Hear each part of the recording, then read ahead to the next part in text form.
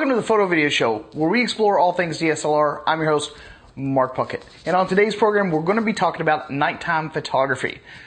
Now, I get a lot of questions on how to make nighttime photography look good, mainly because if you don't know how to do it correctly, you're going to get a lot of noise and digital grain in every single shot that you take. And that just doesn't look very good. So, what we actually want to do is, instead of increasing ISO to make the sensor inside of our cameras more sensitive to light, we just want to leave the shutter open longer so that it can collect more light. So that's what I'm going to show you today. Let's get started. Nighttime photography got its big break back in the 1930s, starting off with French photographer Brassai. Brassai released a work in 1933 called Paris at Night. He was also traveling around and photographing famous studios, including that of Picasso.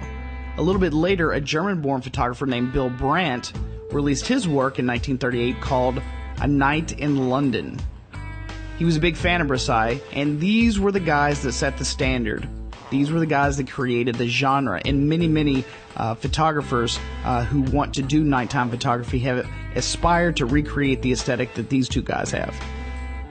The most famous night photographers of this era would happen to be Michael Kenna. He's a British-born photographer who did a lot of cityscapes, and he also photographed a lot of textile and power plants. His work sold extremely well back in the 1990s.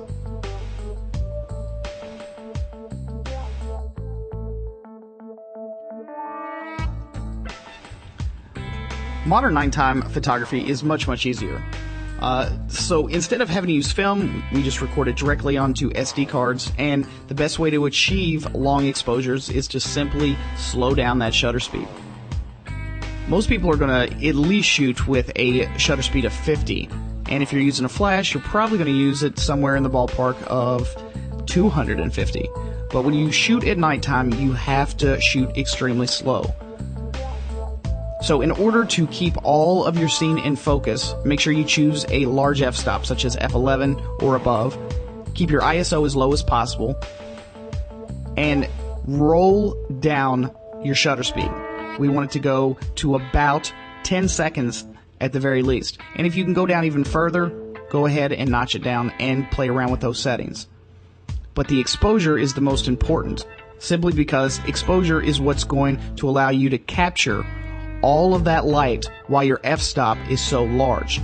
When you have an extremely large f-stop, not a lot of light is going to come in. But having a larger f-stop is going to keep your entire nighttime scene in focus. Remember, the lower the f-stop number, the shallower the depth of field. The higher your f-stop number, the wider your depth of field is going to be.